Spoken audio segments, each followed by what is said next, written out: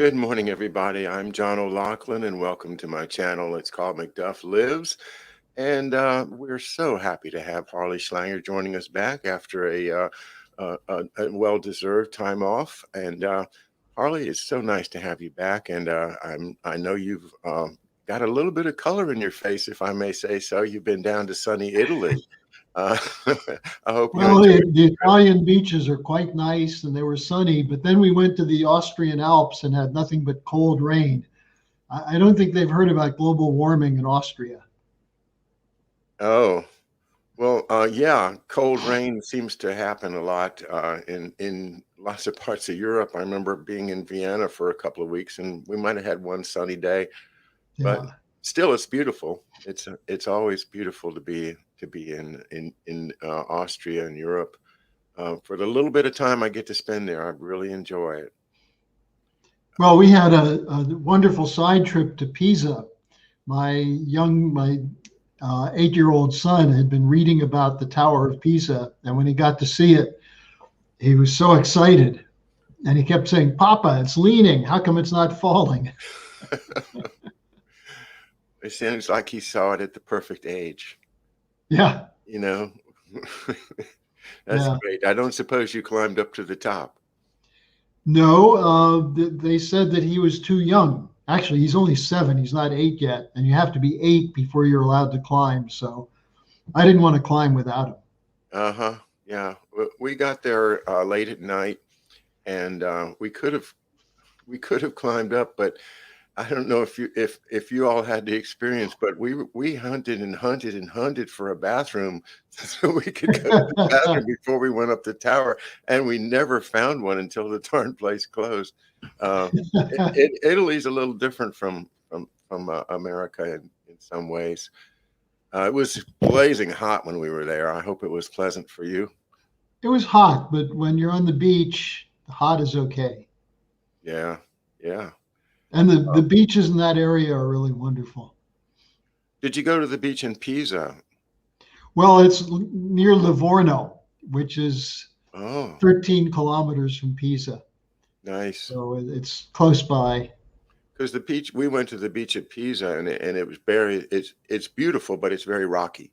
Well, So, the ones we had were sandy beaches. uh, In Europe, a lot of the beaches are rocky and people seem to like it. well, it's better than no beach, I guess. That's the I way it guess seems so. to us.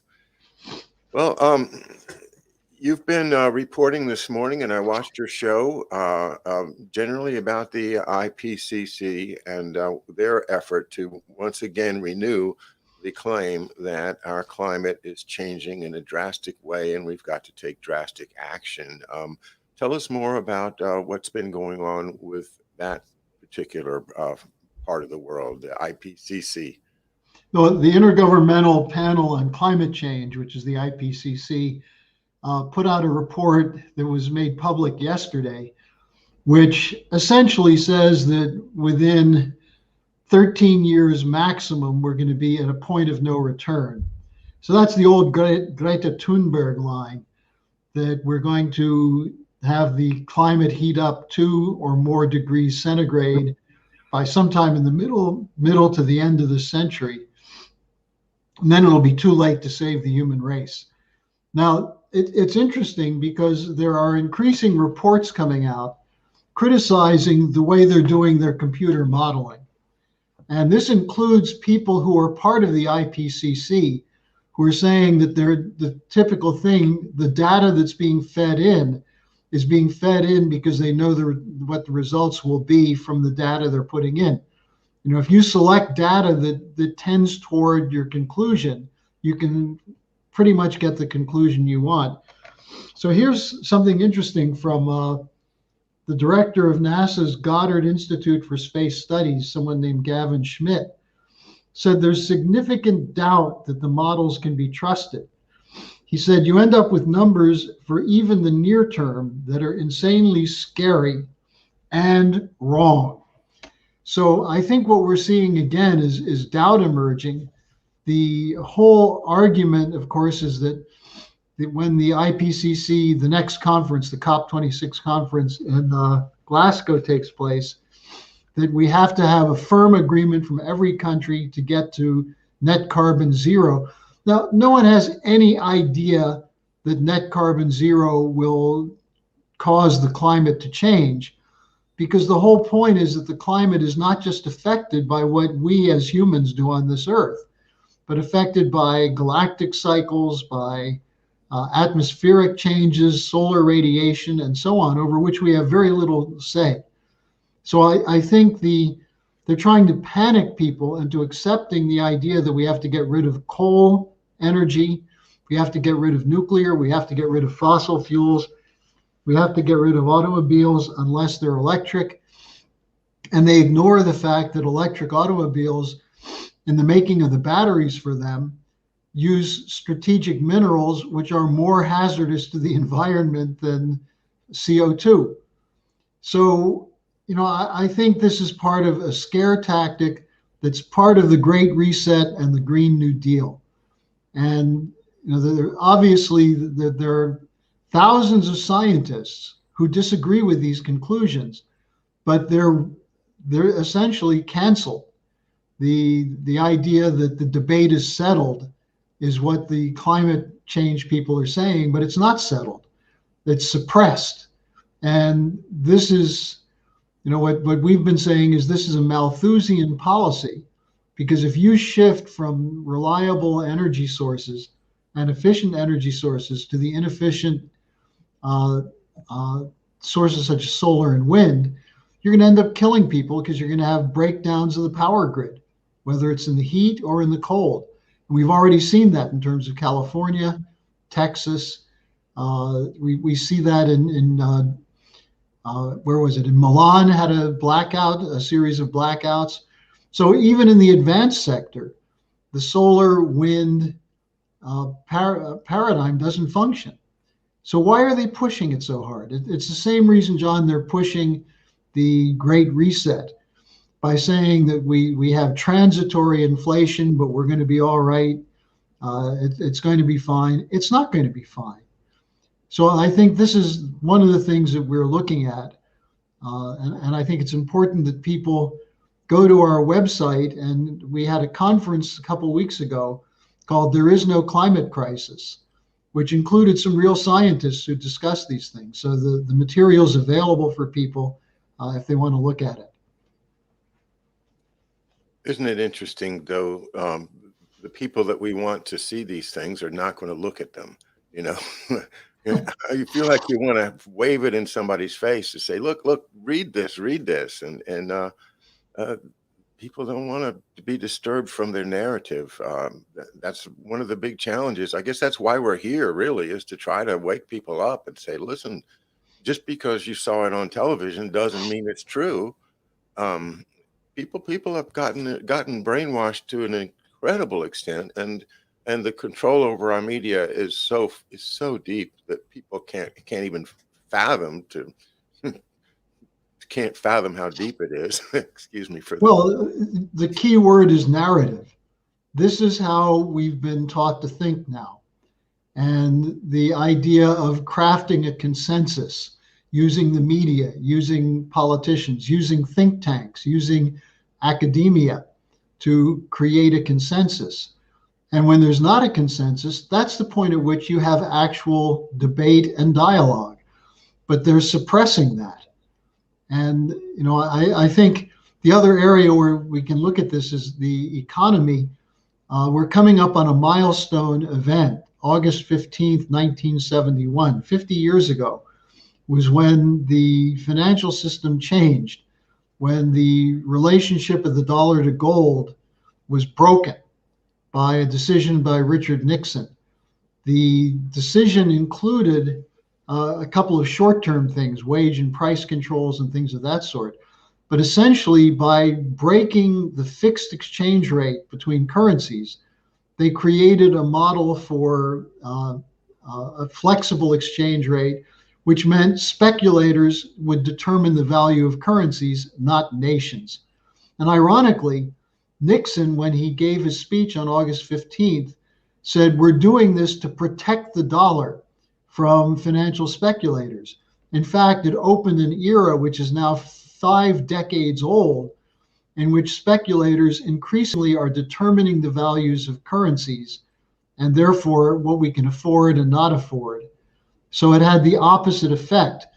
Now we're having a conference this Saturday, August 14th, starting at 9 a.m. Eastern Time, which I think will be available on the Schiller Institute website or the Larouche organization website. And we're going to be discussing the really interesting thing that this is where Lyndon LaRouche made his first really big splash. He had been forecasting in the late 60s, early 70s, that the Bretton Woods system was breaking down. And it was breaking down because the British were trying to weaken the United States dollar by demanding that dollars, the euro dollars, the dollars that were surplus dollars in Europe, would be turned in for gold. And this panicked the establishment in the United States. So they said, well, we have to now change that by taking the dollar off a gold reserve system. What they should have done is just told the Brits, we're not taking your dollars. The dollars are more valuable than the pound. You just have to use them. We're not going to redeem them with gold. Instead, Nixon was panicked. And it's interesting. Most people say it was John Connally who played the leading role. He was just brought in as Treasury Secretary. This is a false narrative completely, and I confirmed that in a discussion in 1986 with John Connally, where he was going through a bankruptcy, which was because once he left politics, he decided to get rich by speculating. And he bet on Texas real estate and Texas oil. And in the mid 80s, that collapsed. So Connally had to sell off all his worldly goods to get the money to pay off his debts. And he arranged something so that his friends would buy his things like his saddles, his sofas, his car collection, and then return the goods to him and give him the money to pay his debts. So he was in this large auction hall sitting in the back looking pretty depressed. And I went up to him and I said, do you realize this has a lot to do with the fact that you supposedly convinced Nixon to take the dollar off gold? And he said, well, I did do that. And I said, really? Well, then you're responsible for your own bankruptcy because you opened an era of speculation. And then he said, whoa, wait a second. It wasn't my idea. It was Schultz, Volcker, and Arthur Burns.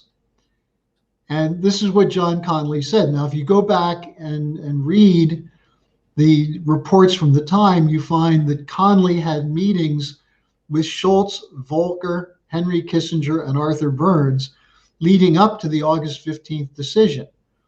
And Schultz and Volcker in particular were part of a group that organized something called the 1980s Project, which was committed to the idea, in their language, the controlled disintegration of the existing monetary system.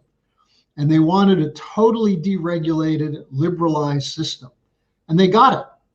That's what happened after August 15th, 1971.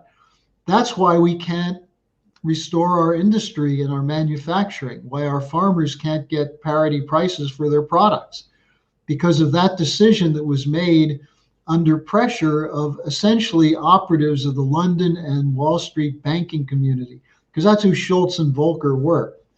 So it was very interesting to hear Connally say, well, no, wait a second, it wasn't really my idea, it was Schultz and Volcker.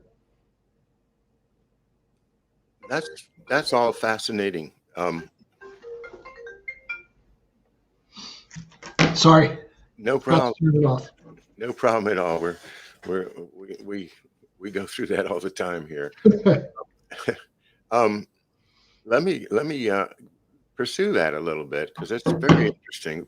First of all, I had an interesting comment from George Webb last night, which I had never heard before, which he said that John F. Kennedy was going to dump Johnson from the ticket in favor of Connally. And I thought that's an odd thing to think of. Connally, I thought he was one of the bad guys, but maybe he wasn't as bad as Johnson. At any rate, we'll never know the answer. But to put that together with what you're saying, perhaps Connally, as much as we dislike a lot of his policies, was actually more on the side of the American people than the incredible relationship between my father and George P. Schultz is something that I think history is going to take note of at some point. That they went to the same school, they played on the same football team, they were each like the most valuable of this or that, and then they went in completely opposite directions in life. And Well, if I could say a couple of things on Connally, yeah, I don't know who George's source was on that, but Connally was backed by the people who backed Lyndon Johnson. A man named Sid Richardson, who was a big Texas oil man. And this was some of the crowd that's the Dallas financial community.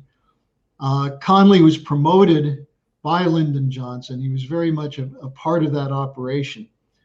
And I think that what Connally did after Johnson decided not to run for re-election is that Connally drifted over to the Republican Party, and Nixon concluded that he could bring Connally in to be the next president. So to bring Texas oil money back to the Republican Party. So I'm not sure that Connally was opposed to Johnson. There are some people who say that Johnson was in on the Kennedy assassination. I'm not sure that's true. There's still a whole lot. As you know, John, this is an area that we've got to get declassification of whatever's left in the documents.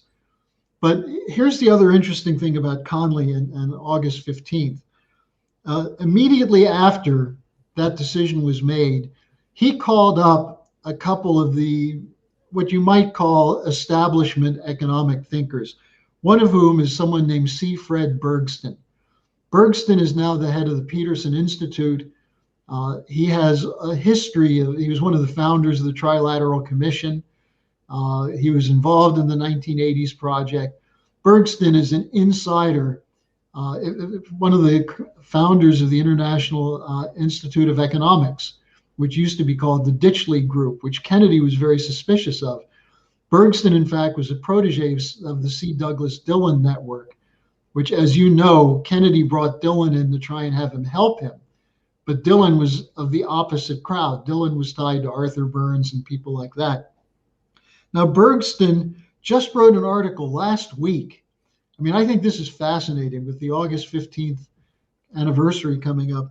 He wrote an article in something called International Economy. And what he said is that 3 days after this decision, he and a couple other economists, including Richard Cooper, who's another Trilateral Commission member, were called by Connally and asked to come in and talk to him about what they think. And they went in and said, this is a bad deal, it's not going to work, and on and on. And Connally said, well, that's too bad, because here's how I look at it. Connally said, the foreigners are out to screw us, which was true, mainly the British. And then he said, it's our job to screw them first, and that's what we're doing. So Connally fell for this idea that this would protect the dollar. Now, that was the line from Schultz to get the Republicans to support it. This didn't protect the dollar. This freed the dollar from gold, which opened the door for speculators. Now, Bergston in this article said that two things that are interesting. He said, while I opposed it, and I went out and spoke against Nixon and Connally repeatedly, I realized that the ultimate results turned out to be highly constructive because they opened up the Tokyo round of GATT, which was the total free trade liberalization policy. And he said, this liberalization has carried through to the present day. So what Larouche told me when I told him what Connally said is he said, look, they used Connally as a Texas macho type to pretend that this was good for the United States, when in fact it was good for the globalists, for the international bankers. So they used Connally. And Connally, of course, was happy to be a part of this. So I think if you look at it from that standpoint, what you can see, and Bergston figured it out fairly quickly. Now, in his article, he makes another point. Maybe what they did in August 1971 is an eerie precursor of Trump's American First policy. And what does he mean by that? That while Trump is pushing to end free trade, the collapse of the Trump administration will open the door for even more liberalization in the future. So this is the kind of people who shape the narratives, and they're not going to change their thinking, but they're going to use every trick they have to change anyone who disagrees with them or to marginalize them.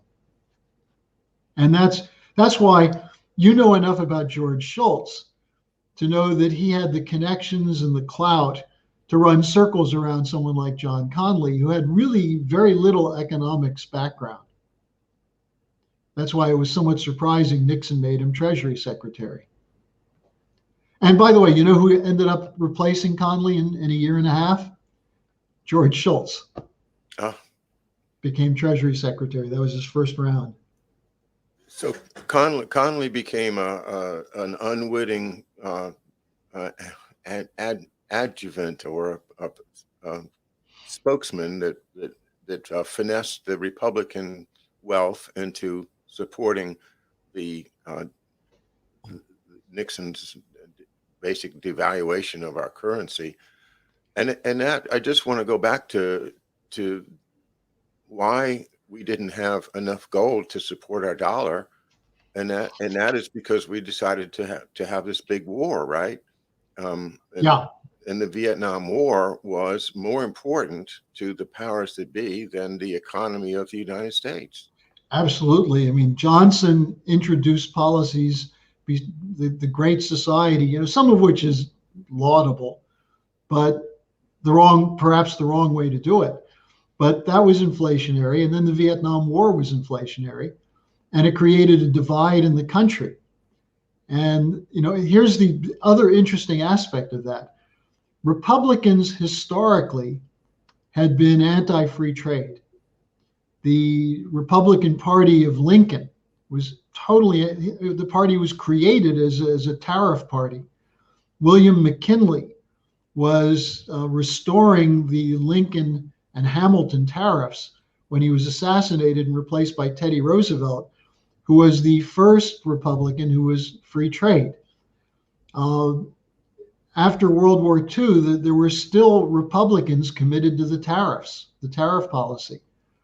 And this was shifted in part by Schultz and the Chicago School, which is interesting because remember, Schultz was a professor at the Chicago School where he was with Milton Friedman, where they ran the Pinochet coup in Chile. They were involved in promoting the GATT policy of global free trade.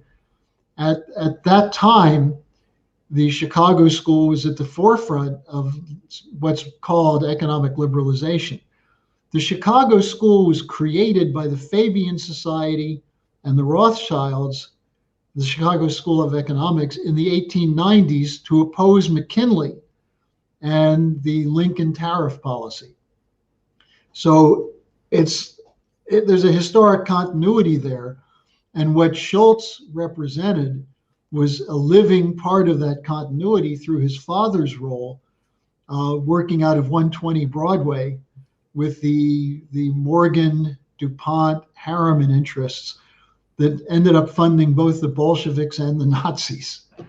So you see how these guys have this sense that they're above parties, they're above politics, they can use their economic power to control the narrative.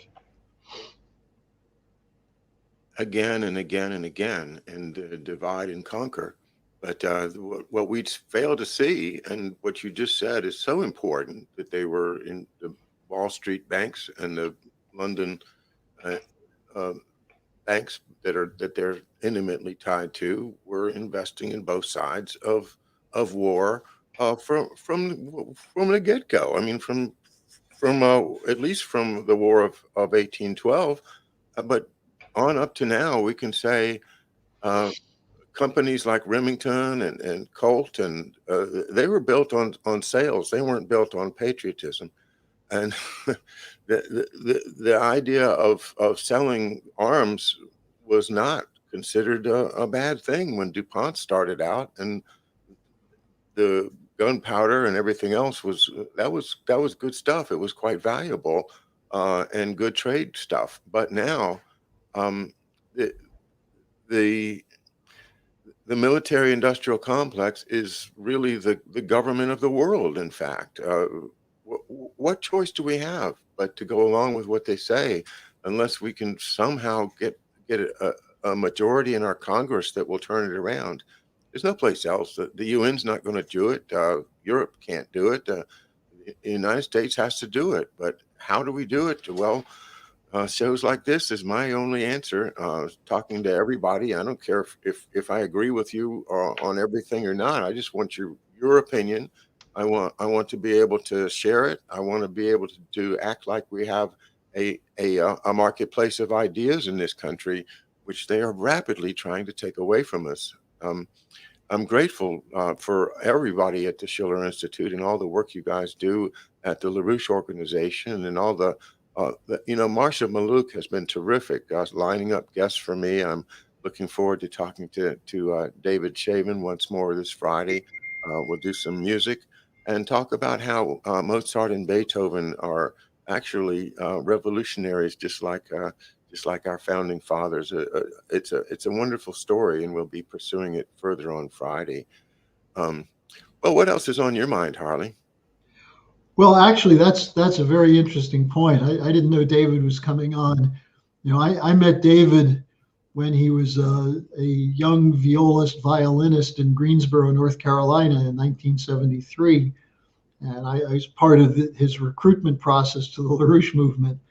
And he's done incredible research over the years on the German classical tradition, of which Mozart and Beethoven are two prime examples.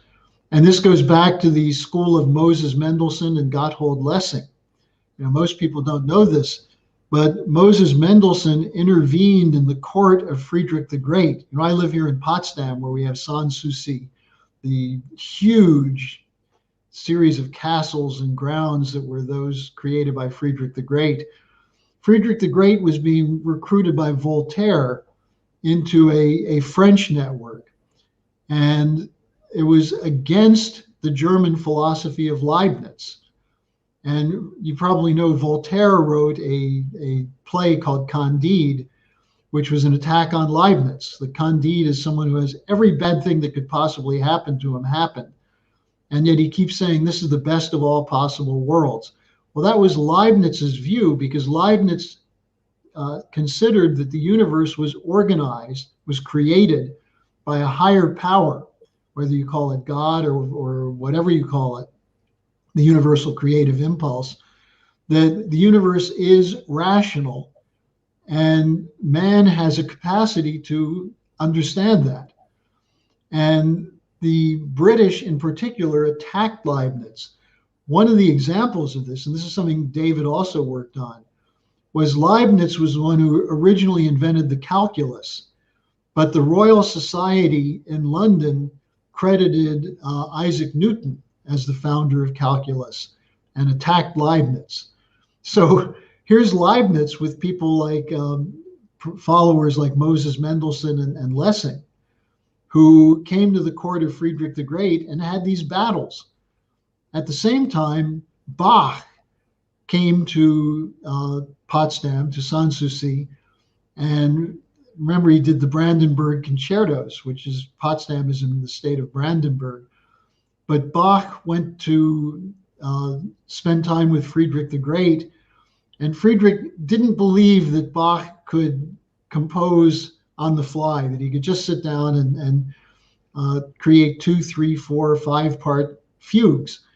So Friedrich, either he or one of his court composers, composed a fugue or a theme that was very hard. And Bach sat down and in the course of an evening came up with 2, 3, and 4-part fugues based on that theme.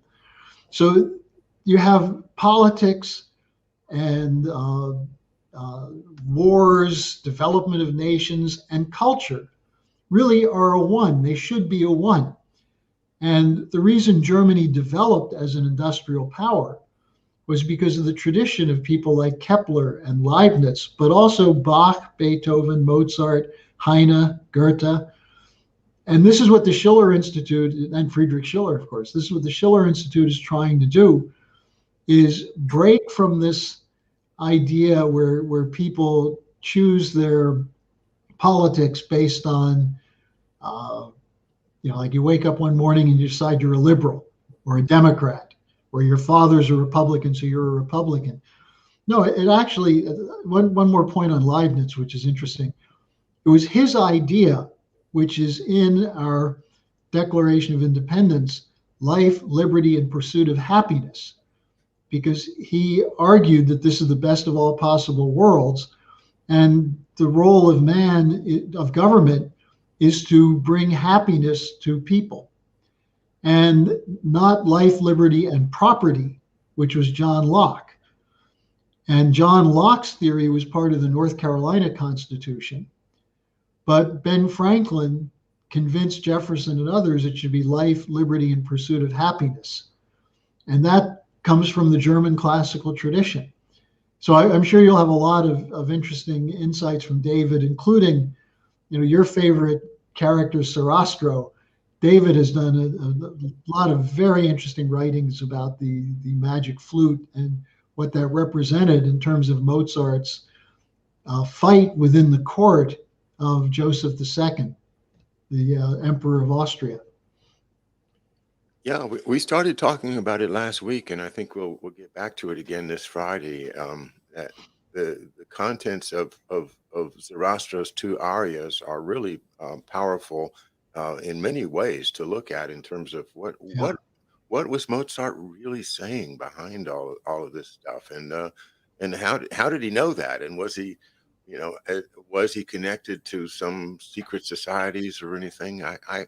I'm just more interested not in the secret society, but in the idea of his amazing ability to observe society and its faults and to reflect them in his work.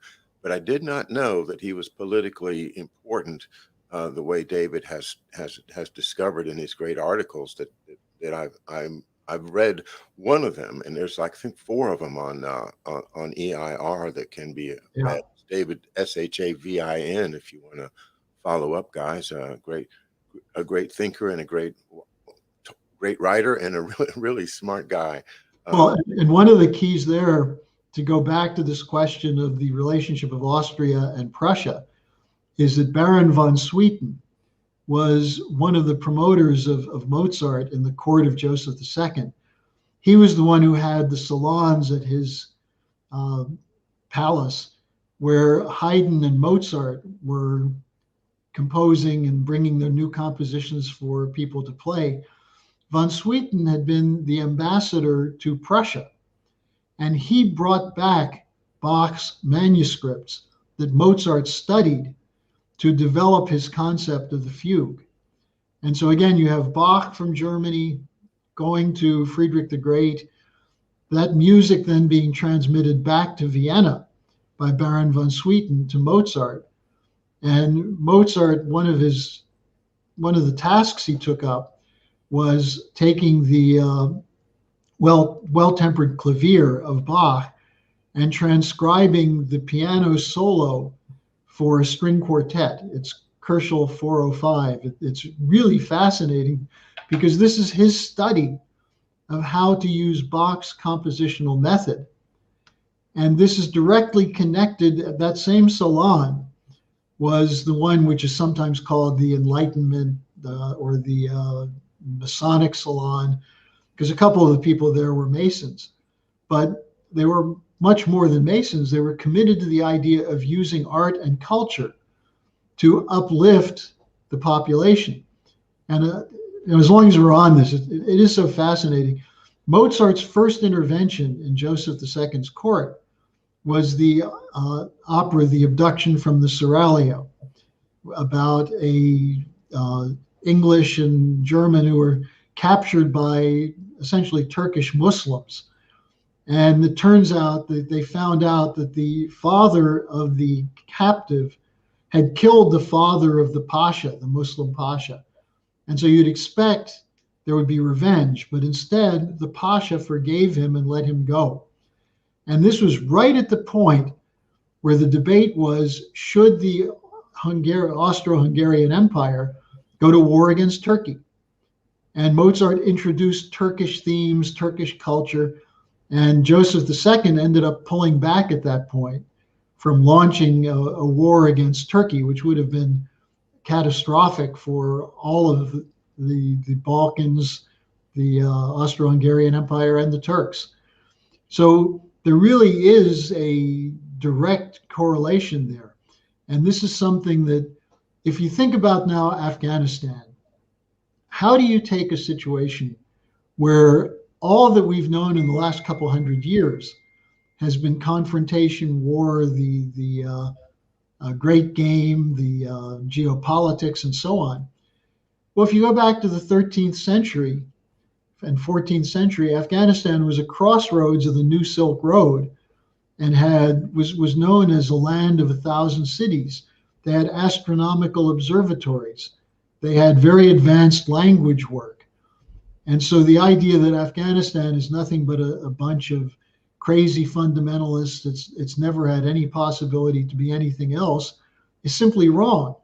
Its degeneration was the result of the way the British colonized that whole part of the world and cut them off from China, from Iran, and other countries. So we're committed to this idea that you could recreate in Afghanistan a logistical hub for east-west trade and north-south trade, Uzbekistan, Russia, and so on, to the Indian Ocean. So when you think about these great historic themes, you get out for the moment from the stupid arguments over for example, the infrastructure debate. Is it too expensive? Is it inflationary? Is it not enough? No, we got to be thinking 50 years ahead based on what we know shaped the fights of today. And that's what we try to do, John. And that's where my optimism comes from, is I look back at history and realize that we've been in existential crises for most of human history. And yet we've created glimpses of a beautiful culture. And we just have to make that more universal. Yeah, and not blow everything up. Yeah, exactly. Well, I think I detect you're still suffering from a little bit of a cold, and wonder if you'd like to go ahead and wrap it up a little early today. Oh, I'm fine. I just, it's actually allergies. I came back to Potsdam and there's still, it's been so cold here this summer, there's still spring grasses in the air. Oh, okay. Well, it's been nice and hot here down in southern Maryland, and I sure wish you could just come down here and visit. We'll go out and get some oysters and some and have a nice dinner together one day. If you ever Well, get I back over, intend to do that, John, and I'm waiting for the powers that be to open up travel so that you don't have to worry about going to another country and being forced to stay in a hotel there for the next year absolutely, in yeah. quarantine. Amen to that. Yeah. Well, we certainly all want this over with as quickly as possible. Um, yeah. Well, then let me call to your attention an article that you probably read or knew something about a few years back. It's in EIR, and it is about soap operas, and it's about a man named Theodore Adorno. Oh, yeah. And Adorno's uh, in this article is credited with the concept of using the media, the radio, for the initial idea of soap operas with the radio stories that my grandparents' generation would have heard, and then moving on into the television age, when of course that famously becomes the greatest vehicle for propaganda that anybody could ever have dreamed of. And you go right into Frank Stanton and CBS and the whole thing that is still the same networks, only expanded, under different corporate logos and things. But it all stems from an intentional effort to use the media to control the public mind, to control the agenda, and not only to control it, but specifically to dumb it down. All the things you are arguing for at the Schiller Institute in Larouche, for culture, for Beethoven, for 50 years, thinking 50 years ahead, all of these are opposed by the propagandists that want the population to be docile and uninformed. And in order to keep us docile and uninformed, they have developed techniques to take our brains away from the thinking and logic and reason that are our greatest gifts as humans, and turn us back into consumers of information, just like slaves would have to attend to the orders from the master. And that to me is a subject worth spending some time on. I could maybe Andy could find it if he's still around, but you probably remember the article, and do you have any comments about that? Well, there was a book written before that by Larouche, The Case of Walter Lippmann, because Lippmann was the person who essentially developed this theme of public diplomacy through shaping the narrative. And Lippmann was very close to the Harriman networks and these guys. And what they realized is that the real fight is between that of self-consciousness, which is based on creative thinking, as opposed to seeking comfort, seeking pleasure. And this is a debate that goes back, as many of these do, to the time of the American Revolution, where, and even before that, I mentioned Leibniz. Leibniz had an ongoing fight with British empiricism, especially John Locke. And he wrote several polemics against John Locke. Locke and Hobbes and then Bentham all argued that the way to basically control people is through pleasure, and increasingly have human beings essentially controlled by sensuous pleasures, whether it's sex, whether it's visual, as opposed to concentrated creative thinking and hypothesis. And Leibniz, in that sense, was a Platonist, and these other guys were Aristotelians. And so this was the fight in the 20th century that was updated by Walter Lippmann, who was very much along the lines of Adorno, trying to figure out how to use this mass media that was just emerging then to control the minds of people. Now, I just was looking at something while I was on vacation. This whole, I guess you could call it an industry of gaming, how this has become more popular with young people watching it, viewing it, than watching sports. When I was a kid, most boys watch baseball, football, basketball. Now more people watch these online World of Warcraft video games contests than all the rest of the sports combined. Mm. And I think this is part of the way in which you reduce people to immediate reaction, controlled emotions. It's similar also to things like the cult of Harry Potter, or the Hobbits was an earlier one, Tolkien, where you get people in alternative realities.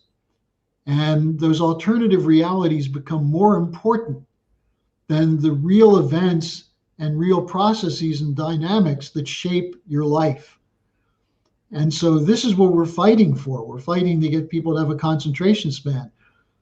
Snowden talked about this, how the key thing about the way the internet works is it's not so much convincing you of things, it's keeping you from concentrating in such a way that it changes the way you process information and thinking. That if you're dependent on the internet, and you have little things popping up that suddenly you can't read the whole book because you see something else catching your attention, and you click on that, and you click on something else. And this is how we're being controlled, by changing the way we think. And this is one of the reasons I love books. I'd rather sit down with a book in my hand and have a communication with the author than be online with access to everything, but constantly have my attention pulled away.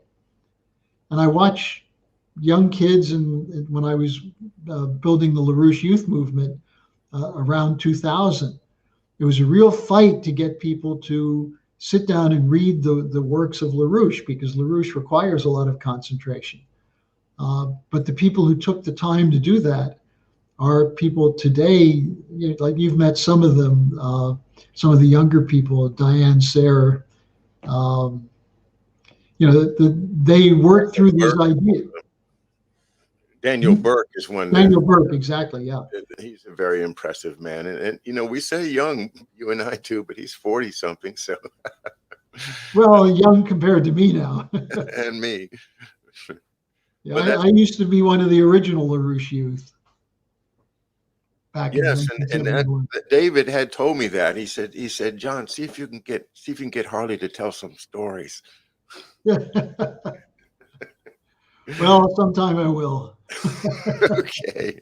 Well, in fact, we have to make sure that we tell some of these stories, because the other people who are telling the stories are the enemies. Like Dennis King wrote a book, Larouche and American Fascism. And what he writes about is every time Larouche says international bankers, Dennis King puts a parenthesis and says he means Jewish bankers. Now, Larouche never said anything about Jewish bankers. He's talking about international monetary policy, about the globalists. The religion of a banker has very little to do with anything. And it sounds like an oxymoron. Yeah. But it's done to create this idea that there's a conspiracy run by the Jews, and how many people get swept into that and miss the fact that even the Rothschilds were not powerful until they were picked up by the European oligarchy to handle their finances, because they didn't want Christian bankers to do it, because for Christians, usury was a sin. That's how the Rothschilds got started. They were called the Hofjuden, the court Jews. Yes, and it's an amazing story that is not being told anywhere. Is the movement of Theodor Herzl and Zionism as it began in Vienna is an incredible, basically confession of these people who are divorcing themselves from the Jewish population and creating a kind of a super Jewish that is going to somehow meld itself into the elite and become become rub shoulders with the nobility, and that crazy idea, which must come from the same sources we've identified in British intelligence, going back to Palmerston and all of that stuff that leads. John, that's a whole story. It's a whole story. Yeah. Zionism, the modern impulse for Zionism, was from Prince Albert, who later became King Edward VII, who set up the Palestinian Exploration Fund, which was his effort to prove that the British monarchy was the original tribe of Jews from Moses and also from Jesus. And this is the British Israelite faction. And they created modern Zionism. My relatives came from Russia and Poland, the Jewish ghettos, the shtetls. And their goal was not to move to Tel Aviv or Haifa. They wanted to come to the United States. They wanted to be Americans. They actually wanted to be accepted in Russia and Poland and Germany. But that was more difficult. The United States opened their arms. And so, it's ironic that you create this mythology of a Jewish conspiracy when look, there were Jews who do a lot of bad things, just as there are Christians who do bad things and Muslims who do bad things. Is it the religion, or is it the person's individual desire to assert power? This is where you see people get manipulated around narratives again. I think we'll learn a lot about the hidden things about the Kennedy assassination, the still undisclosed things when finally Henry Kissinger is no longer on the scene. What we've just been saying just kind of screams at me, Henry Kissinger, Henry Kissinger. Yeah. And the story of his career is one that everybody should study. I do a bit of it, but anyway, again, it's personalities, it's individuals. It's not something that we can say, that, I mean, it's ridiculous. The idea of a Jewish banking conspiracy, just another propaganda ploy that's come out to confuse us and keep us from taking action that we really do need to take, based upon reason, based upon evidence, based upon the knowledge of history, where we came from.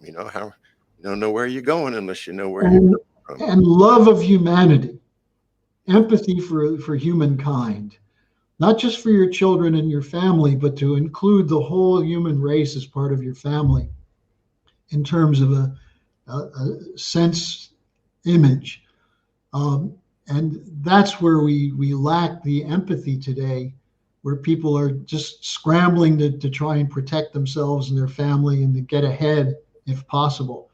I would like to just finish by urging people this Saturday, 9 a.m. Eastern Time. We do have this conference, so you're finally ready to learn economics, or finally willing to learn economics, where we'll review Larouche's forecast going into August 15th, 1971. And then the developments after that, including Larouche's constant forecasting and his coming up with an alternative. So it'll be, yeah, there it is. That's the one.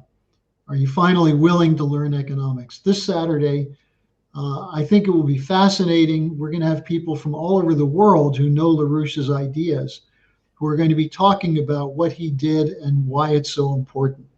So I think that's something that your viewers would find quite interesting. I'll be doing a short thing on Conley and Schultz. Okay, great. And I absolutely endorse it. I've watched most of the Schiller Institute's weekend conferences and symposiums, and they're all great, true experts in their fields, and really good presentation. So something to put on Saturday morning at 9 a.m. Eastern time here on your calendars. Thanks again, Harley and Larouche Organization, the Schiller Institute. We embrace you. We send our love to all of you, your families, and all of the good work that you do. We support and embrace all of you folks over there in Potsdam and Europe and the whole world, wherever you are.